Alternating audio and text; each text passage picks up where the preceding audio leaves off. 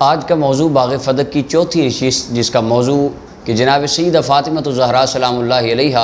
آپ حضرت ابوبکر صدیق رضی اللہ تعالی عنہ آپ سے وقت وصال تک راضی تھیں۔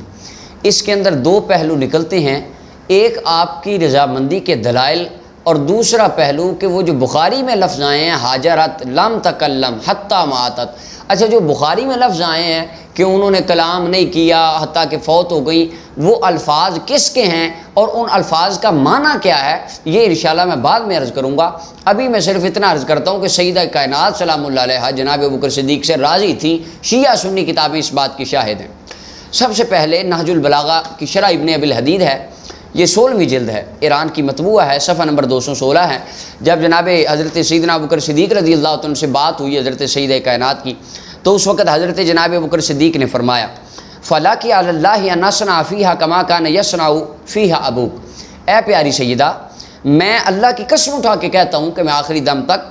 اسی طرح باغ فدق کے معاملات کو ہینڈل کروں گا جس طرح آپ کے بابا جان کیا کرتے تھے۔ اور اس کے بعد وکانہ ابو بکر یاخذ غلتھا، حضرت ابوبکر صدیق رضی اللہ عنہ باغ فدق سے آنے والی آمدنی کو لیتے اور ان کو حضرت سیدہ کائنات کی طرف بھیجتے جتنی حضور بھیجتے تھے، ویقسم الباقی، اور باقی آپ تقسیم کر دیتے جہاں پر تقسیم کرنے کا حق ہوتا۔ وکانہ عمر کذالک وکانہ عثمان کذالک ثم کان علی کذالک، جناب ابو بکر عمر عثمان و علی چاروں خلفائے راشدین عین اسی طرح معاملات کرتے رہے۔ جبکہ روافض کا وہ یہ نظریہ ہے، وہ کہتے ہیں نہیں جی وہ حضرت سیدہ فاطمہ پاک گئیں تو انہوں نے حدیث سنائی تو وہ بس ناراض ہو گئی۔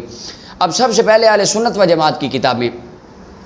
سنن الکبریٰ، یہ امام بہقی رحمۃ اللہ علیہ کی کتاب ہے، اس کی 6ٹھی جلد ہے، صفحہ نمبر 301 ہے، پوری سند کے ساتھ اس کے اوپر حدیث مبارکہ یہ روایت موجود ہے۔ اور اس کے علاوہ امام ابن حجر اسقلانی رحمۃ اللہ علیہ فتح الباری کی جلد نمبر 6 صفحہ نمبر 248 کے اوپر اس روایت کو لکھا۔ اور اس کے علاوہ حضرت امام بہقی رحمۃ اللہ علیہ نے دلائل النبوہ شریف، یہ جو امام بہقی رحمۃ اللہ علیہ کی ہے، اس کی 7ویں جلد ہے،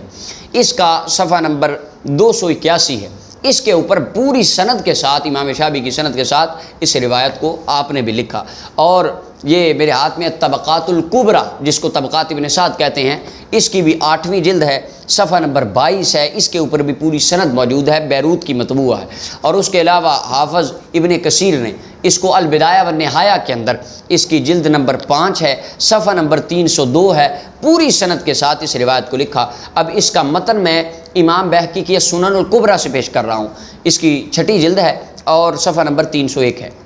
ان شعبی، حضرت امام شعبی روایت کرتے ہیں قال لما مرضت فاطمہ رضی اللہ عنہا،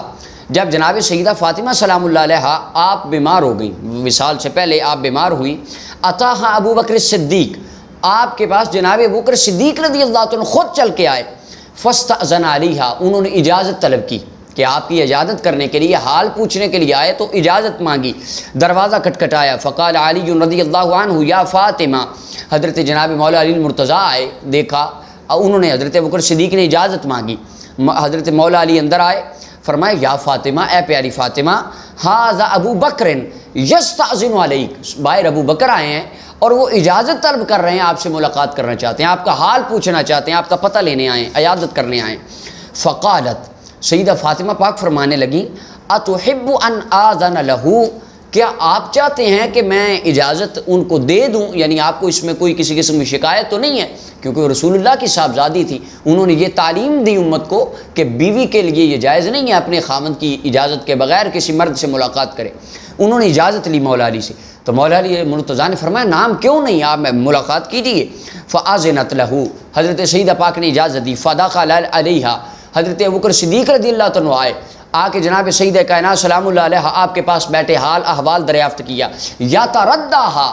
ابوبکر صدیق کے دل میں آئی کہیں ایسا نہ ہو حضرت سیدہ کائنات کے دل میں کسی قسم کا ملال ہو، ان کو راضی کرنے لگے، ان کی رضامندی والی باتیں کرنے لگے۔ اور جب یہ باتیں کرتے کرتے آپ نے فرمایا واللہ ما ترکت الدار والمال والاہل والعشیرۃ الا ابتغاء مرضات اللہ ومرضات رسولہ ومرضاتکم اہل البیت، حضرت ابوبکر صدیق فرمانے لگے پیاری سیدہ اللہ کی قسم میں نے اپنا گھر چھوڑا، اپنا مال چھوڑا، اپنے اہل و عیال کو چھوڑا، اپنا کنبہ قبیلہ چھوڑا، صرف 3 چیزوں کے لیے۔ سب سے پہلی چیز اللہ کی رضا کے لیے چھوڑا، دوسری چیز اللہ کے رسول کی رضا کے لیے چھوڑا، فرمایا تیسری چیز آپ کی رضا کے لیے چھوڑا، رسول اللہ کے خاندان اور رسول اللہ کی اہل بیت کی رضا کے لیے ہم اپنی مال جان ہر چیز قربان کر کے یہاں پر آ گئے، اور اگر آپ ہم سے ناراض ہوئے تو ہمارا کیا بنے، ہماری ان اتنی قربانیوں کا فائدہ کیا ہوگا؟ جب آپ نے یہ بات فرمائی حتیٰ رضیت فاطمہ،